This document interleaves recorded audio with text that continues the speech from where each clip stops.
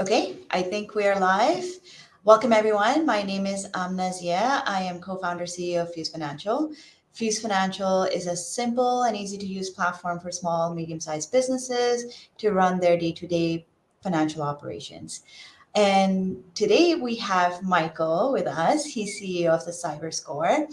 And given that October is a cyber awareness month, what we wanted to do was help small businesses learn easy to use methods that are free or low cost to protect themselves against cyber attacks. And why that is important to me and Michael is because at Fuse Financial, we're all about helping businesses thrive. And one of the ways that I see a lot of small businesses have an exposure to this risk is cyber attacks.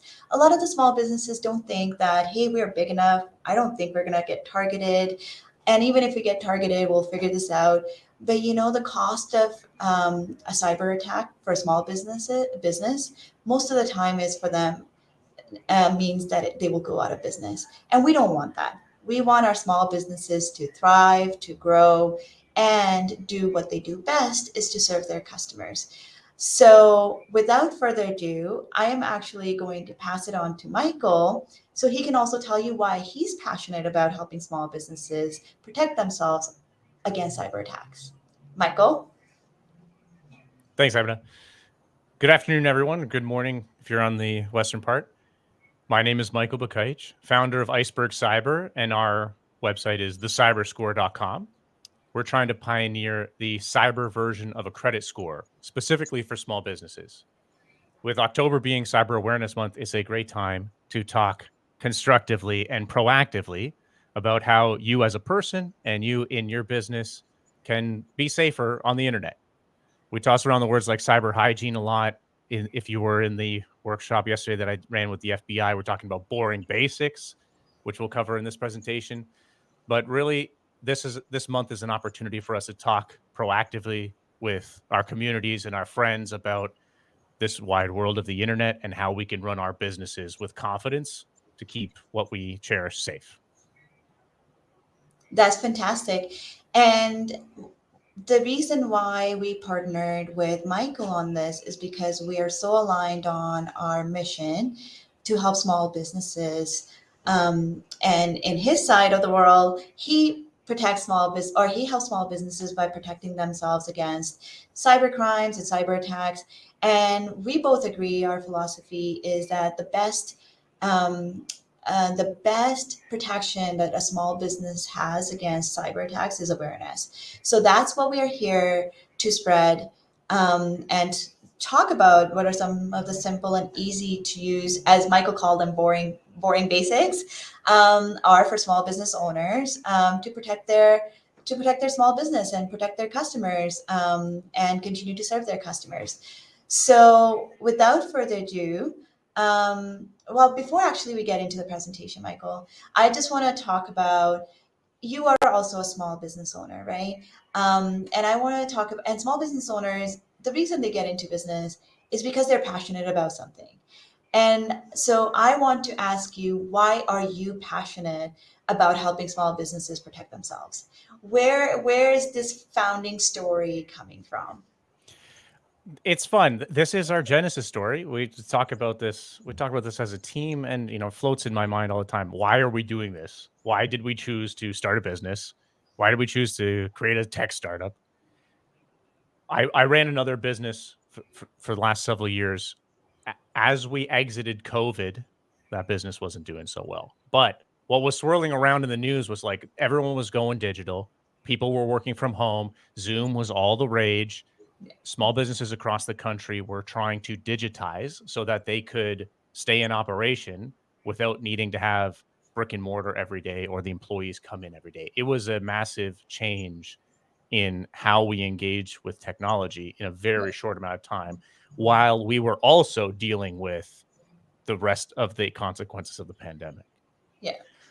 And there was a report published in early 2021 by the Business Development Bank of Canada talking about small business cybercrime, and that one in every five Canadian small business owner was a victim of cybercrime. And that really struck me as a computer nerd kind of person that has been in love with computers since I was a kid, I know how computers work.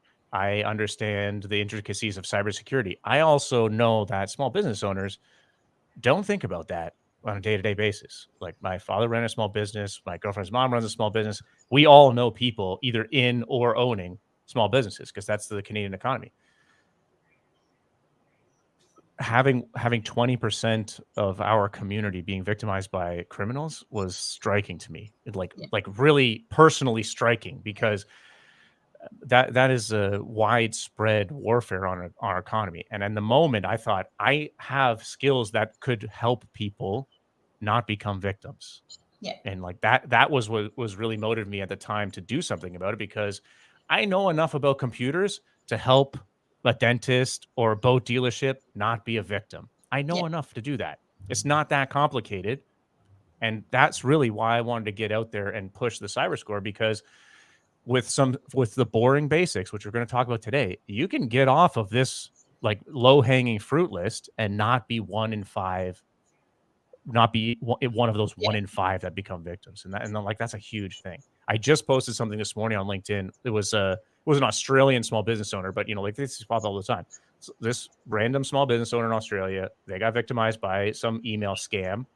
They lost a ton of money. And the quote from the business owner was, "I have 25 families that rely on me. What am I going to do?" Yeah. And like, that's why we talk about this, because there's human beings behind these statistics. Yeah. That business owner, his employees and the people that he works with, their families rely on this. Yeah. So that's why it's important that we work hard to raise awareness and defend our communities through small businesses, because we all rely on it. Yeah. It's so amazing that how our mission is so aligned. It was very similar. It's a very similar genesis story on our side as well, right? Why I got into building Fuse Financial, which is basically because the small businesses are not served very well by the big banks, and some of the products and innovation that they need to run their business efficiently, so they're not spending 7 days in admin work. So they have the time to spend with their customers, their families, and their friends. Those tools are not available to them, or they're very expensive, or they end up using 6 different platforms to do the same thing that to do something that they need to do which is essential to do for their business.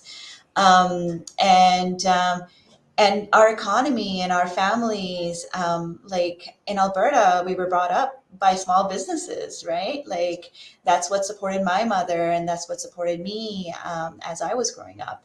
So it was very important for me to do something for this problem, and that's why Fuse Financial was created.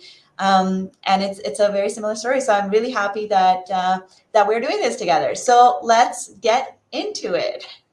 All right, let me hit the present button. We'll run through my fun, boring basics slides. Okay. And as you're doing that, just excuse me, audience. I got to stare right into the teleprompter because the buttons are all backwards for me. Hold on. And as we're doing this, if you have any questions or comments for Michael or myself, please feel free to put them into chat. We want to make this as interactive as possible, answer your questions as we're going.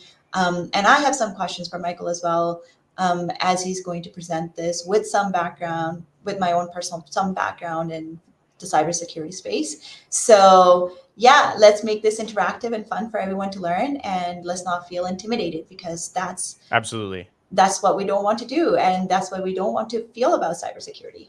To set the stage, 2 days ago, I delivered this same presentation as part of a cyber safety for seniors. Yeah. And it was honestly the most engagement that I've ever had in a presentation.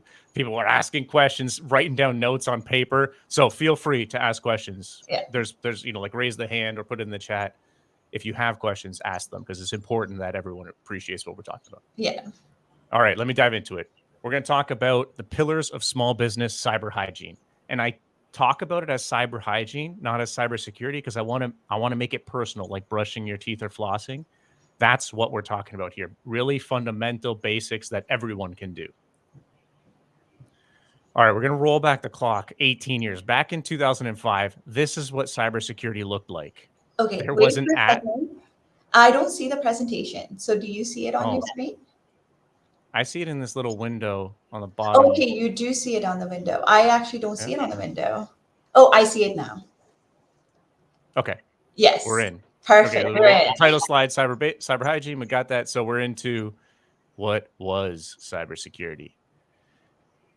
Back in 2005, there was a commercial that ran on television. It was a public service announcement. The headline was, "You wouldn't steal a car." There was some fun metal music. It was edgy, and it transitioned to the pointed message was, "If you wouldn't steal a car, why would you steal a DVD?" In the moment, like Napster was a big thing. We were all talking about copyright infringement, stealing DVDs. The FBI had that big warning on the DVD when you put it into your DVD player saying, like, don't copy this. That's what we were talking about 20 years ago. We just survived Y2K, which ended up not being as catastrophic as the hype suggested. And we were talking in the early 2000s about digital rights, copyright infringement. This is like 2 years before the iPhone came out and right when Facebook was just starting to bubble. The world is different now. 20 years later, between software automation and the advent of AI, it has become very profitable to be a criminal. We're not talking about selling bootleg DVDs. We're talking about like stealing big chunks of money. That's what the game is right now. Ransomware is a topic you're going to hear pervasive when you talk about cybersecurity. Really, what ransomware is a piece of software that locks, password encrypts files on a computer, and then charges you money for the password. It is a form of ransom. Ransomware has been on the rise since 2015. Cryptocurrencies have made it a very, very lucrative market, and small businesses are being nailed by ransomware. A third of all ransomware attacks are focused on small businesses. And this is like of victims, so not even of attempts. A third of all ransomware victims are small business owners. So maybe 10 years ago, if you ran a small business, you could think this would never happen to me. But that mindset is gone now because it happens to small business owners. You're not too small. Half of all cybercrime is directed to small businesses. So like there's ransomware, there's business email compromise, there's invoice fraud. We could talk about those by name, but half of all crime is targeted towards small businesses. The real nail biter here that Emna referred to earlier was that 3/4 of small business victims go out of business. They just cease to operate because they wake up as a victim of cybercrime. They lost 100 grand from some invoice fraud, or all of their computers are locked out and it's a $50,000 fee for the ransomware key. They can't pay that. They go out of business. That is devastating considering that the numbers are so high. Like we're talking 20% of small businesses are victims. 3/4 of those go out of business. That's like 150,000 businesses in Canada per year. Yeah. 150,000 businesses. And now you think about all the human beings that are involved in that. It's huge. Yeah. And that's why it's important to talk about. This little plot is from Microsoft's recent 2023 digital defense report showing how big of a jump it's been in the last couple of years for password attacks, which is really just an easy way of saying like a criminal steals your password from somewhere and tries to log into your bank account. It's magnitudes higher now in 2023 than even it was pre-COVID. Yeah. So all of the conceptions that you had about I'm too small, this will never happen to me, even pre-COVID, the world has changed now. Yeah. Let's talk about this just a little bit, Michael. You said that so a lot of the time, what small businesses hear is that, hey, cyber criminals are after money. And then small businesses are like, well, okay, well, we are not that big in terms of our revenue. We're not that big in terms of our money sitting in our account. So they wouldn't target us.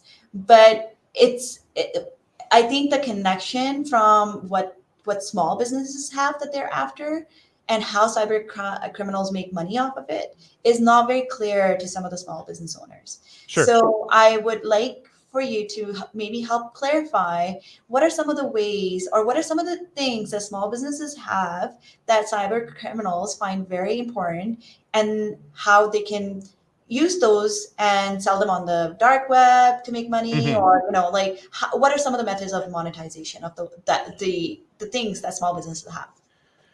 Let's put ourselves in the minds of a criminal. I'll paint the picture for you. Okay.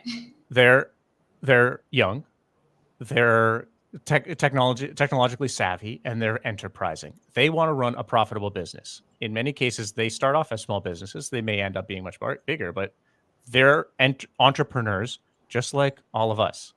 They're in it for the money. There are some politically motivated gangs, but the majority of them are in it for the money. It's a great way to make money until the cops catch up to you. But for the most cases, it's a great way to make money. So when you're trying to hunt large enterprise, the paycheck may be bigger, but the effort is high. Like, you got to work hard to break into a bank, like the book above my shoulder, or to break into the casinos that were in the news a month ago in Las Vegas. You got to work hard to do background research, reconnaissance, develop a plan, and then execute it. Or you can implement more of a spray and pray tactic and just target the low-hanging fruit in the small business market that don't have any security systems, don't have any resource, don't know what to do, and still have money. And they're after your money. So in that same business development bank report on Canadian cybercrime, they said that the average damages were $50,000. So $50,000 is a great check for a criminal, depending on how much work they have to put into. But if your small business doesn't have any defense, doesn't have anyone dedicated to think about this, then it's very easy to steal 50 grand. And you do that 1,000 times, you got $50 million. And that's the game plan of many of these gangs, is that they can either go big whale hunting and go after a casino, or small fishing and just have 100 or 200,000 checks of $50,000. And it's a great way to make money. It's just like if you're running your business, you either go high market, mid market, or down to small business. The criminals think about it the same way. They're after your money. They can steal money straight up by like sending you a fake invoice, which is a very popular technique. It comes from a trustworthy source, like one of the partners that you work with, your accountant, your attorney. They mimic the exact same communication. They send you a very familiar invoice. It just goes to someone else's bank account. Ransomware is a great way to make money. You lock out someone's computer and you say, pay me $50,000 in cryptocurrency, and you get the key back. It's a quick smash and grab. Or in a more conventional sense, you can steal credit cards and then make fraudulent charges to the credit card, steal social insurance numbers, personal information, and do some old school identity theft, apply for new credit cards. That's a great way to make money as well. Yeah. Credit card scamming has been going on since the 90s, and it's still a healthy criminal marketplace because it's simple and it works. Yeah. So if you run a small business, you have money. Like any money you have, a criminal wants. We all have the experience of like the duct cleaning scam when people call us at dinner time. Like the reason that people are still running the duct cleaning scam is that it works. They make money from it. So like even if they steal a couple $1,000s from you, that's still a couple $1,000s. Like you can avoid that by going after the boring basics, which we'll get to. Yeah. My neighbor was telling me that it happened to him. He paid, I think, $800 to have his duct cleaned, and it sounded all professional. He made the payment, and then nobody showed up. Yeah. Like that, I don't even know when that started. We could look it up, but I just remember that's always like that's the go-to cliche phone scam: duct cleaning. Yeah. And like these gangs still operate it because it works. It still pays. Yeah. So you may say, okay, yeah, I get small business to be targeted, but they're not going to target me, like my business, me personally. Yeah, you're right in a sense. They're not going to specifically target you. Like they're not going to say, I want to get that business. These gangs run a very profitable machine. It's a drive-by spray and pray type thing. So they'll get a prospecting list of like 1,000 small businesses, and they'll just run through it automatically. It's not that they want to steal money exactly from you. It's not like a 2-month campaign where they learn about you. This is en masse. This is a high volume thing. It's like cold email marketing, but there's a scam on the end. It's like cold calling. Duct cleaning is cold calling with a scam on the end. It's a volume game. And the unfortunate reality about how our digital lives are splayed out on the internet right now is that there's so much information about you and your business that it's very easy to run a high volume scam campaign with a low ticket scam to go after thousands of small business. It's very easy. Here's my picture. I say it's like reading the phone book. It's like reading the phone book. If you know what pages of the internet to look for, prospecting victims is like reading the phone book. Yeah. And that brings us to our crown jewels slide, how to steal crown jewels. You have crown jewels. You're a small business. You have money. Like, we don't need to overcomplicate it. Criminals are after money. They want to steal your money. They're going to do that by either sending you the fake invoice scam. They're going to take your banking account credentials and try and log directly into your bank account. That's what happened in this Australian example. Phone call scam. They got the password and email login to their bank. They logged in, drained the bank account. They can steal credit card information. Credit card scams are, solid earners, or old school identity theft. Break into your HR computer, find first name, last name, address, social insurance number, apply for a credit card. It sounds simple, and it works. I got this little slide to run through a day in the life of the criminal. There used to be animations, but we'll go through it just like this as static. So if I was a criminal operating one of these spray and pray campaigns, I'd go to my CRM. I populate the CRM with a ton of open source information that I can get off the internet, like just paying for it, or scraping LinkedIn, or scraping Facebook, or scraping X, anything like that. Create a CRM, name, company, job title, etc., email address. We do some basic research, which is usually done by these CRM tools. The same thing that you would use for your own cold email marketing. Like, we do cold email marketing. We get this information. We pay like $200 a month. We get all this information for thousands of people. If I was a criminal, I would do that. Now I have personalized marketing emails that I can send to a prospect. And all you have to do to make that sound nefarious is put a malicious link into it. And that's what they do. They put a malicious link that either sends you to log into a fake Microsoft Office page, or log you into a fake Facebook page, or say, hey, it's me from your attorney's office. We need you to pay this invoice. It's overdue. And the invoice goes to someone else's bank account. It's very simple. At that point, they just start the machine and wait. In Microsoft's recent report, they said that they're tracking 156,000 fake emails per day. That number even sounds low for my expectations, because we send thousands of emails per day. So, and there's way more criminals doing it than we are for legitimate marketing.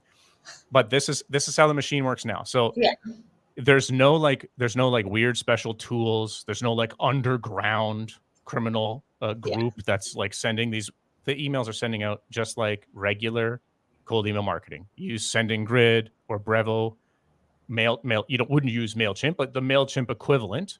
Send out 1,000 phishing emails per day. Someone's going to click on it, and that's sort of the spray and pay statistics. Oh yeah, it happened to me recently, where an employee of mine was asked to send them my phone number or their phone number or something like that.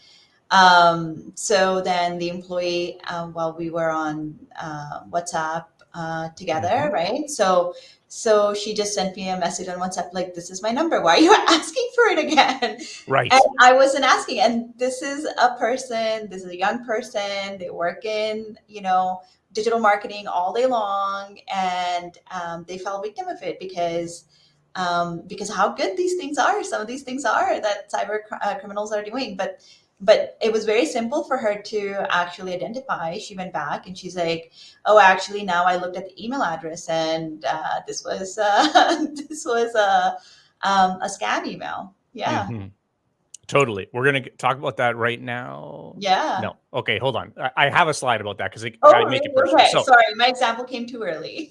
Oh, not all. It's fine. So we've set the groundwork here. Yeah. My objective for the first part of this presentation was to just level set with everyone on the call. It happens to everyone all the time. It is a very profitable industry to be in. There are places in this world that don't have extradition treaties with the United States or Canada, so you can live there worry-free, with impunity. That's usually where these gangs operate out of. They use the same tools that every email marketer or cold call marketer uses, and they have access to a ton of personal information because our lives are out on the internet. So they'll know your name, where you work, where you used to work, where you went to school, where you went to high school.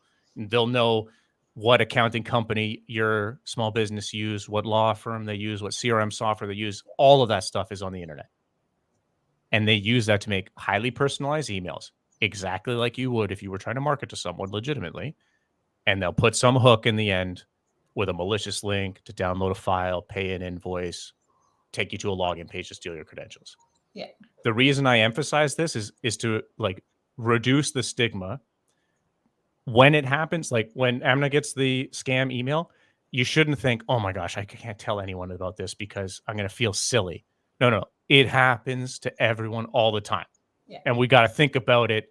Like we got to laugh about getting a scam email the same way we laugh about getting a duct cleaning call, because we know the duct cleaning call is a scam, except for Amna's friend. But if we talk about it constructively, we reduce the stigma, don't feel stupid in no way. Now we can be more proactive on tactics to stop it from hurting us. And that's what we're going to talk about here. I got our three pillars, or the new way I present it is we got three boring basics. They're the 3 P's of cyber hygiene, and we're going to go through them right now. The first one is talk about passwords. So the password is far and above the most important thing. If you take one thing out of this presentation, it's this slide on passwords. Passwords are important parts of every part of our life. We log into StreamYard. We log into LinkedIn. We're logging into Fuse. Everything uses a password. Okay, so passwords everywhere. The real problem with passwords is that people reuse them. This is the basic risk. If you reuse a password, it's like reusing a key to unlock something in the most literal sense. If you reuse the key and you lose it somewhere, then whoever finds the key can open many doors. That's really the basic here. If you reuse a password, sooner or later, you're going to lose that password. Either it's going to be stolen or someone's going to break in and get it.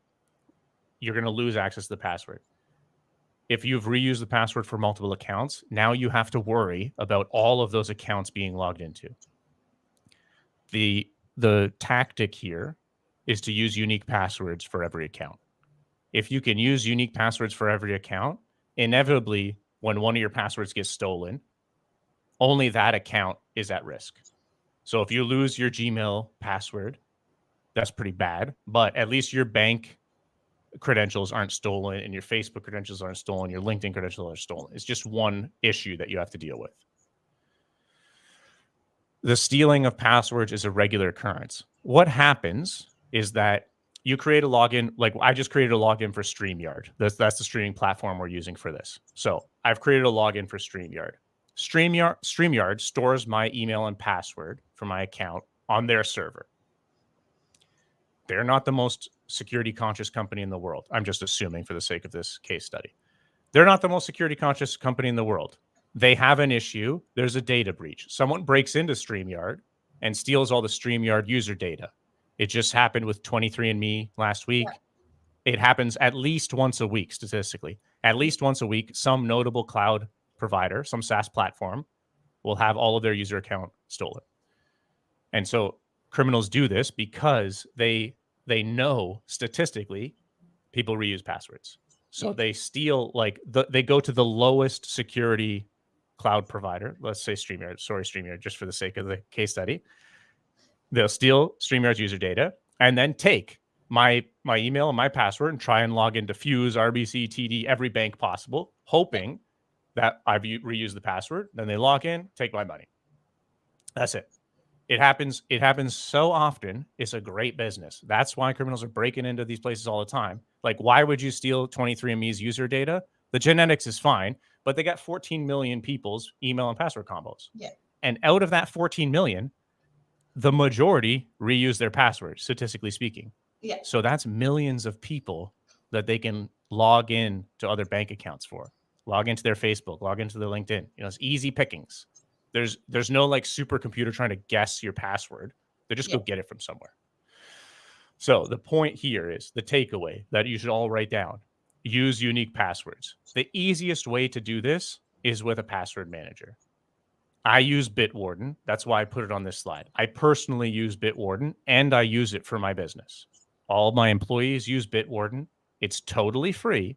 They have a very high commitment to security. It's routinely audited. It's as good as it's going to get. And it's super convenient because they got a phone app, a browser extension, desktop app. So like when I logged into StreamYard, I created a unique email, put a footnote on that later, and a unique password. Boom, automatically. Just point and click with Bitwarden, unique password. It saves it. Now, every time I want to log into StreamYard, I just click the little button. It automatically logs me in. Super easy. Yeah. I don't have to remember all these. And when StreamYard's database gets breached, I don't have to worry because, yeah, my StreamYard account was compromised. I'll just close the account. I don't have to scramble and like call my bank and tell them to put a freeze on my funds. I don't have to do any of that because there's no way someone's going to pivot from StreamYard into some other account. Yeah. The way to level up this is to use two-factor or multi-factor authentication. And what that looks like practically for our lives is like you're using the Microsoft Authenticator app on your phone or the Google Authenticator app.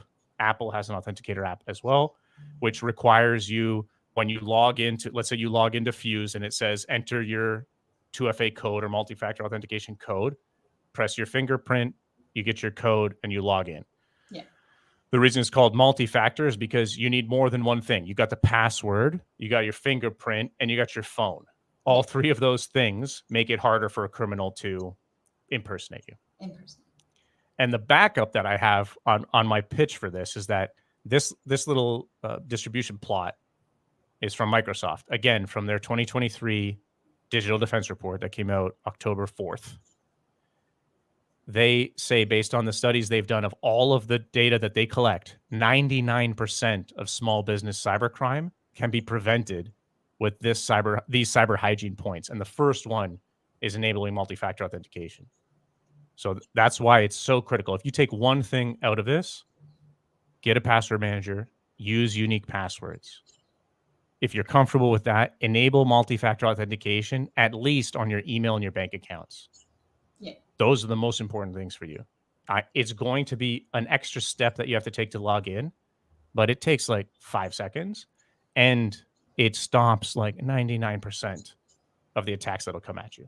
Yeah, and some of the organizations have taken the proactive approach with their consumers or with their customers. So my bank enforced the multi-factor, CRA enforced the multi-factor. Mm-hmm. You will see a lot of organizations, like even my CRM enforces a multi-factor now. Like there's no way out of it, right? So you might as well get into the habit of doing that for yourself as well, right? For email, for Gmail, like do multi-factor.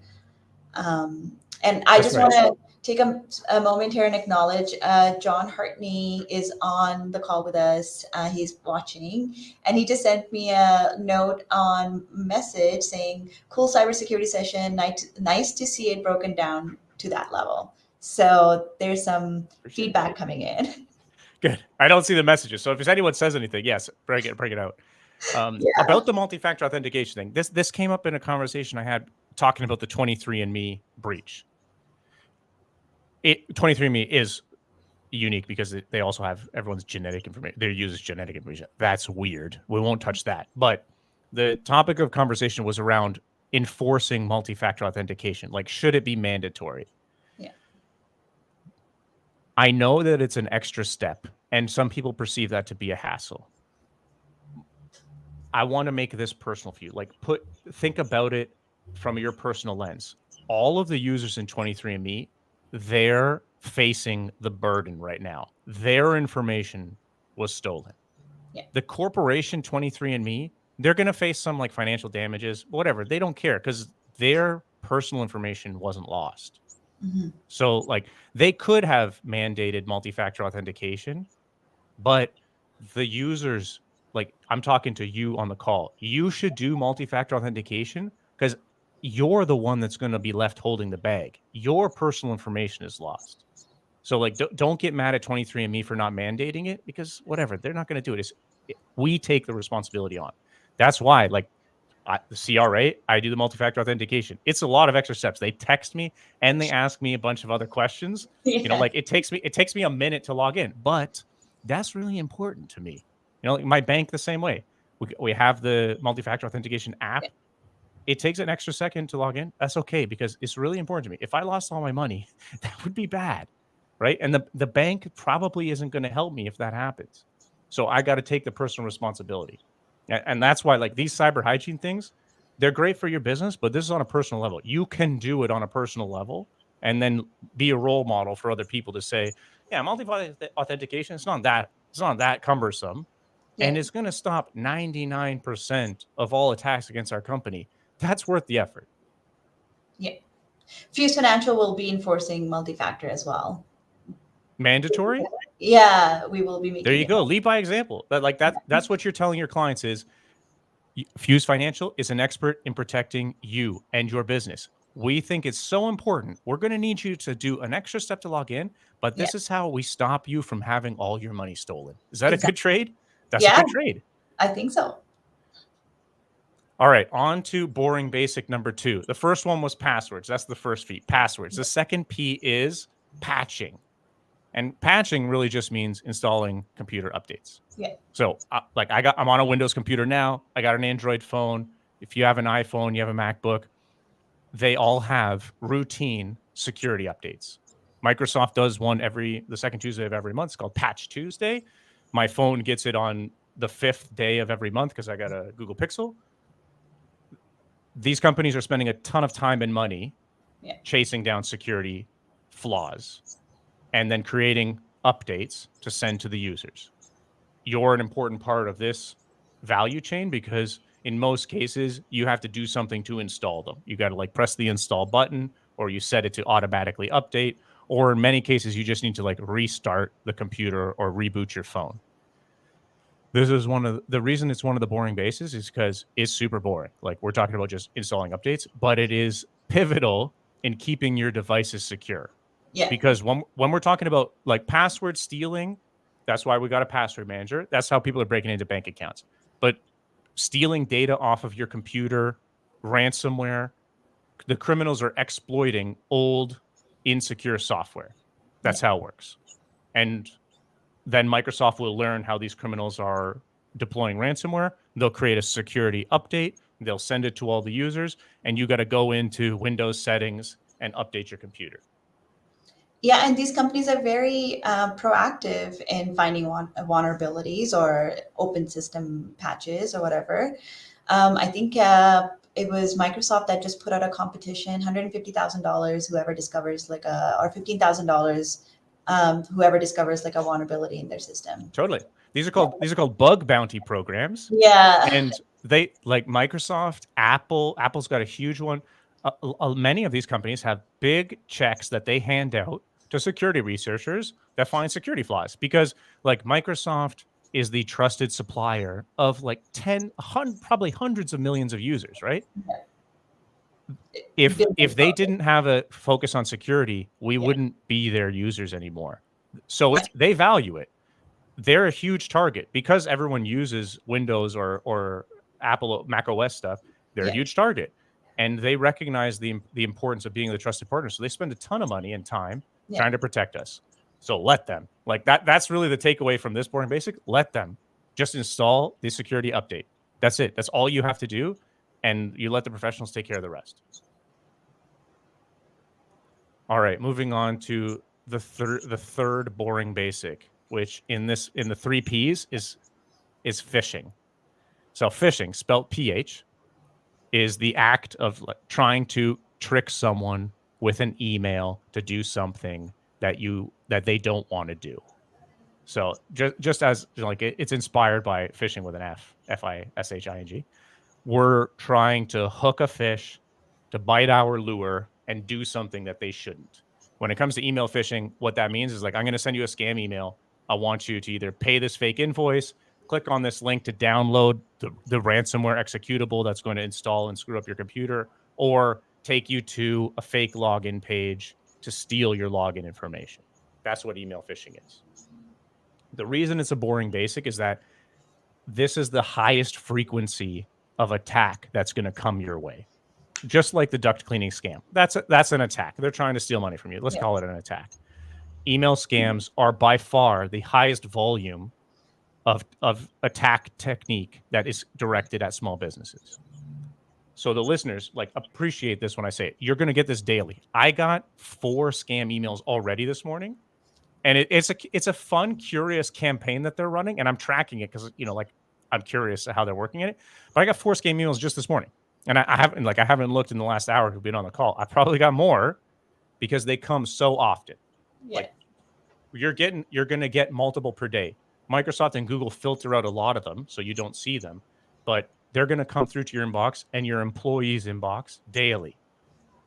Since you can appreciate it as a daily business experience, you can talk about it proactively with your team and say, hey, team, people are trying to scam us. Laugh about it. There's going to be some lazy people that do the duct cleaning. There's going to be some email scams where they send, I've gotten the one where it's directed to my employee asking for their phone number. I've got the same one Emna got.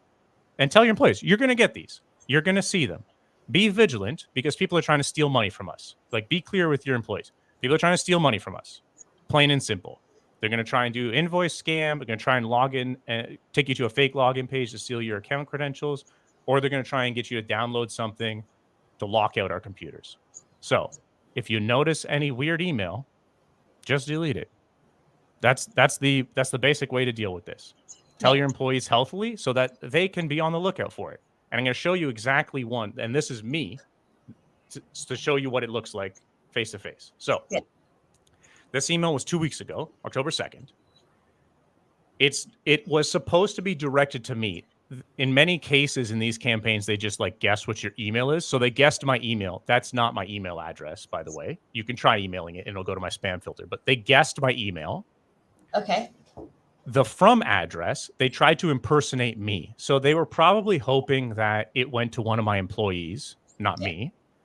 They were impersonating a non-existent Iceberg Cyber 2FA support email address, which doesn't exist. But I'm sure for many companies, they'll have something like that. They didn't go to the effort to hide their sender email address. So immediately I noticed that this was suspicious because Heidi@cutrans.com, that does not sound like Iceberg Cyber 2FA support. So there's one red flag. Yes. Second red flag, they sent it to a non-existent email address. But what they're trying to do, as you can see from the screenshot, they're trying to convince me that they're Microsoft and that there was a problem with my Microsoft login, which probably happens to people daily. Yeah. And to fix the 2FA problem, you have to scan this QR code with your phone and it'll take you to a page to fix the problem. It will probably take you to a page that looks identical to the Microsoft login page. And then it'll ask you to log in. You'll type in your password and email. They'll probably, if they're working hard, redirect you to the actual Microsoft page. So it looks like you logged in properly. They'll just proxy the connection so it looks like you logged in, so as not to set off any alarms. But in the process, in the attacker in the middle scenario, they've just copied your email and password, and now they'll go and try and log into anything. So this is what it looks like. This is a scam email. I got it. It was they could have improved their technique a little bit, but this one's pretty good. It's not like broken English, like the broken English Nigerian print stuff. That still happens because I think people are just reusing old playbooks. But phishing emails have gotten a lot better. They're a lot better. This will get a ton of people because this is exactly what a Microsoft MFA notice looks like. And it's not hard to get this. All the criminals have to do is make a Microsoft account, trigger a problem with the MFA, take a screenshot. That's what they did. Yeah. So, and then they changed the QR code. So this gets people. And so the basic here is talk to your colleagues about it. Talk to your employees. You can show them this slide. Say, this is what scam emails look like. You're still going to see scam emails that have bad English and clearly fraudulent. Yeah. But there are some people that are working really hard to steal money from us, and that's what it could look like. Yeah. And the sense of urgency was added towards the end, right? Your action is required right away. So you don't actually go talk to anyone about this, right? They want you to act right away. for the criminals that are really making good money, they follow the same marketing techniques that every other marketer would. So you want scarcity, you want urgency, you want importance, you want some value of trust. That's what they're giving. You want to look professional. Yeah. That's what you get. Like this one's pretty good. They should have obscured their sender address because that's a flag. But this one's pretty good. Yeah. So like we gotta appreciate this. Look at the devil and see what it looks like so that you can talk to your friends and your colleagues and say, this is what scams look like. Be on the lookout. If you get a random email from Microsoft, you got to think about it. Like you got to think, I know that this sucks, but you got to think about every email that you get because they're going to look good. If I wasn't thinking, like if this asked me to click instead of picking up my phone and scanning a QR code, it probably would have had a higher conversion rate. But put yourself in your colleagues' shoes. Put yourself in your own shoes. If it said, hey, problem with Microsoft, log in, click this button, people click. I mean, that's why the criminals are making so much money, because it's easy. Here's a little breakdown of some other red flags that you can look for. Sense of urgency, just like Dana said. The subject, the headline, like we're talking the same psychology of advertising. Yeah. Sense of urgency. Do this because there's a problem. We've changed our vacation policy. Download this file. We've changed our sales commission policy effective tomorrow.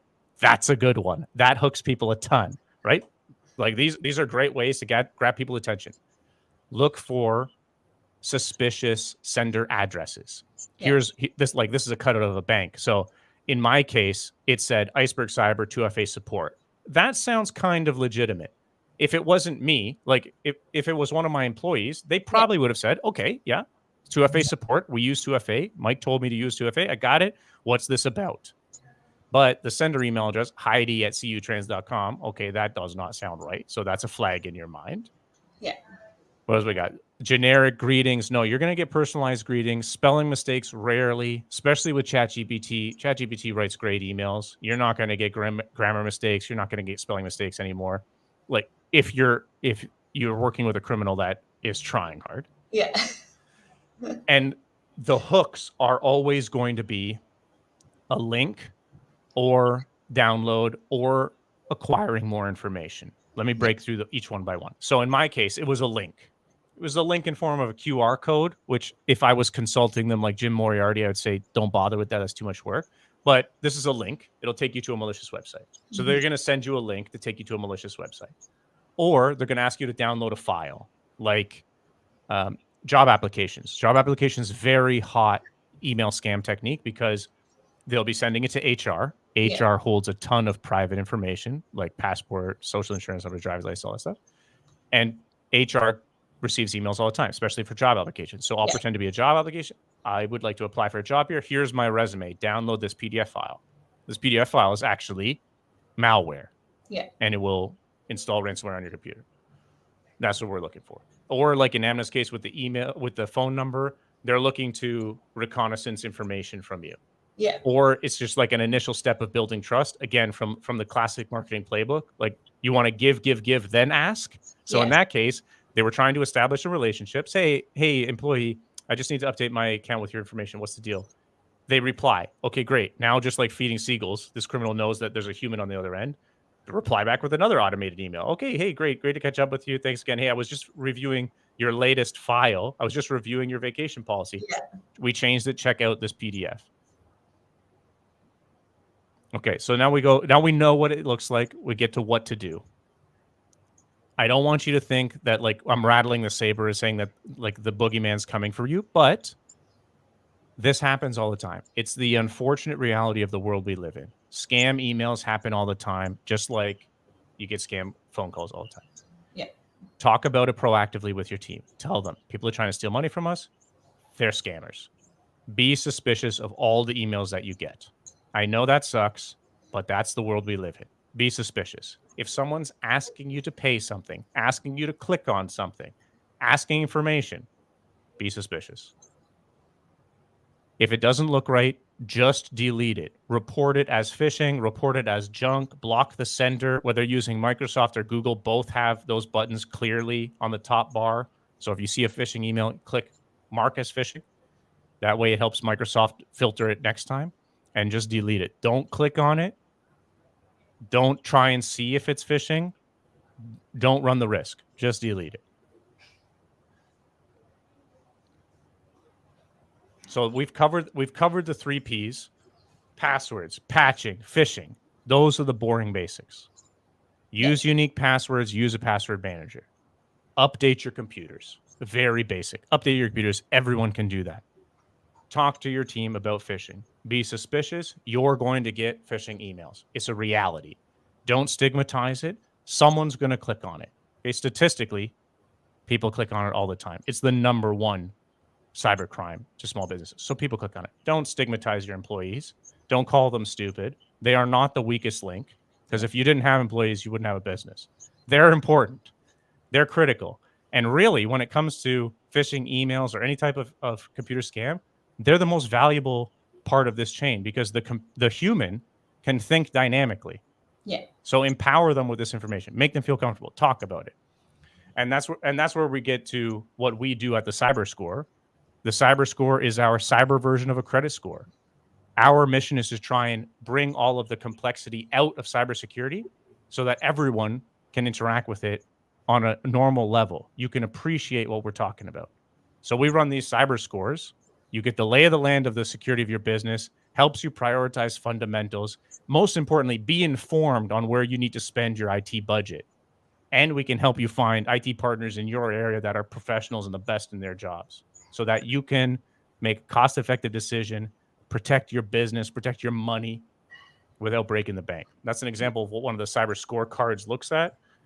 You can go to our website. This is not a sales pitch. Go to our website. It's totally free. Thecyberscore.com. Get your cyber score. We're going to show you issues with your email security. We're going to show you issues with your website security. And if you say to yourself, Mike, how can you tell this in 5 seconds when I just visit your website? That's because we use the same tools that the criminals use, and they already know this about you.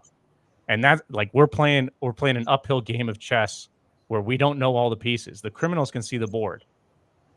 We're trying to get you the information because they already know what your passwords are. They've bought them off the dark web. They already know that you don't have impersonation protection on your email. That's why they can impersonate you. Yeah. They know you have weaknesses in your website because they recon you the same way I do. I'm trying to get this information to your hands. You feel empowered. You can follow our tutorials, improve by yourself. We hook you up with an IT partner so you can get someone that's a professional to do it for you and achieve our main mission, which is to try and reduce that 1 in 5 number of small business victims. That's my personal goal. I want to get that number lower, and I want to try and protect small business owners. For sure. And I think as small business owners increase their digital footprint with all these apps in their environment and all these different things that they need to do to run their business, their information, their customers' information is spread across so many digital apps, right?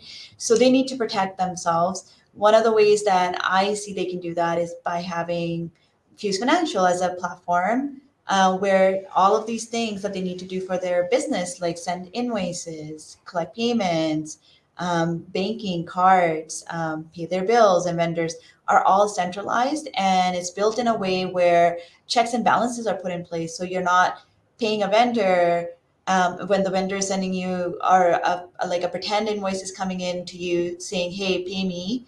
And you're like, okay, well, I'm going to pay you through my system. I already have your banking information. So I don't need to like take this banking information and put it again, right? And that banking information was approved by someone. They validated that. So we have already sort of thought about this because, like I said, I was working or building another cybersecurity company before this that had the same mission of protecting small businesses, right? So I took that knowledge.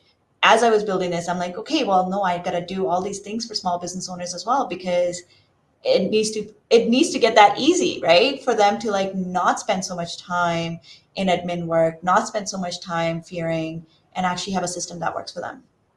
Exactly. Well, yeah. That ties into our first P with passwords.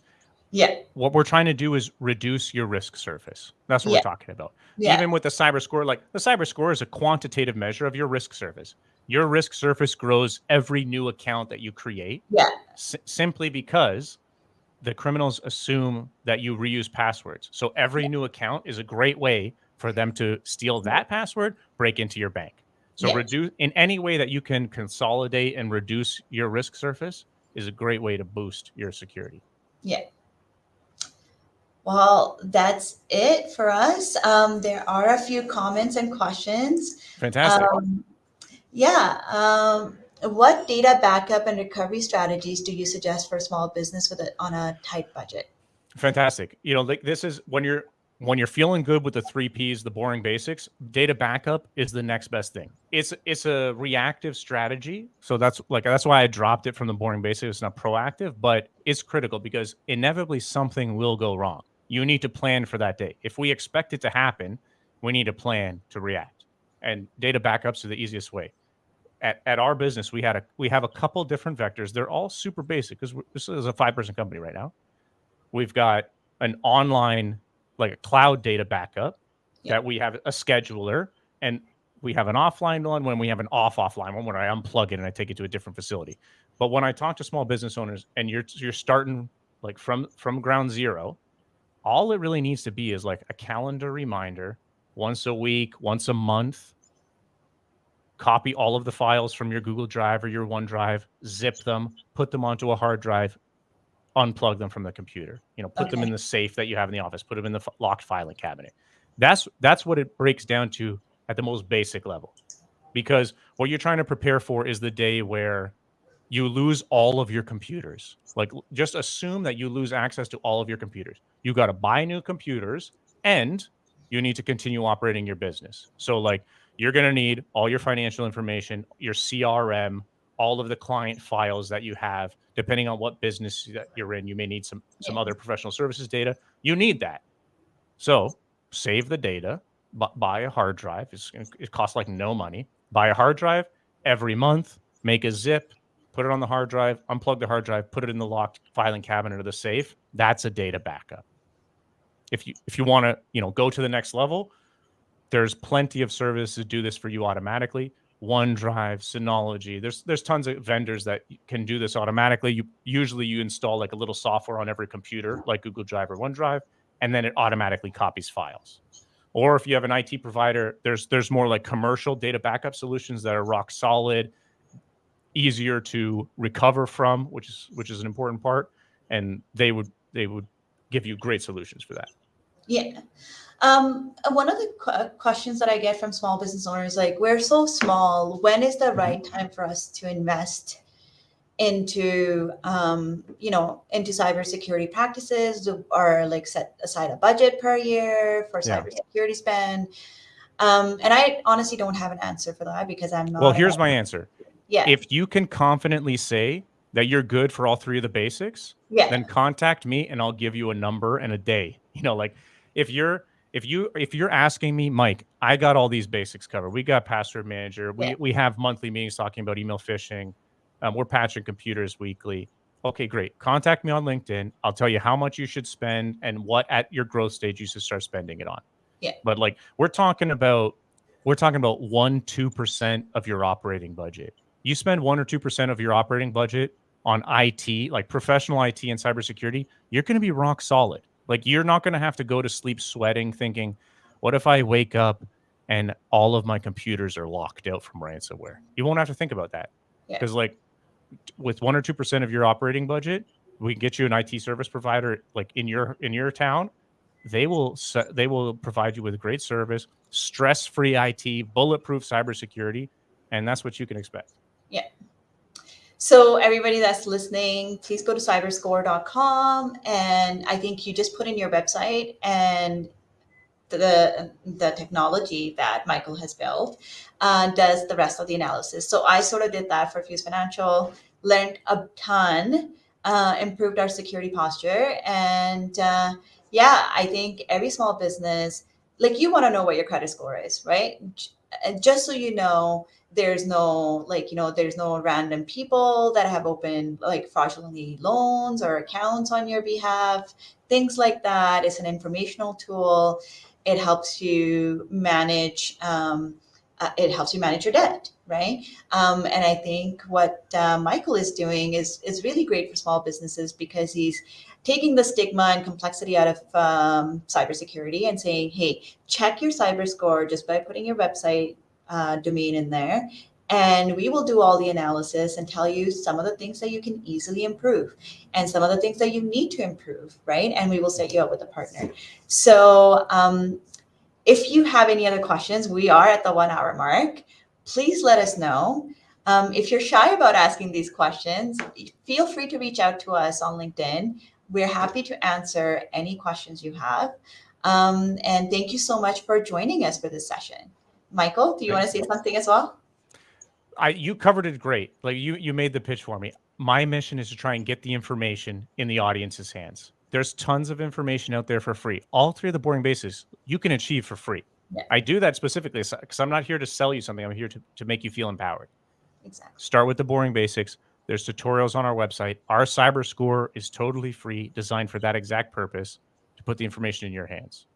You can find me on LinkedIn. You got my name on this heads up display, Michael Bakaic, thecyberscore.com.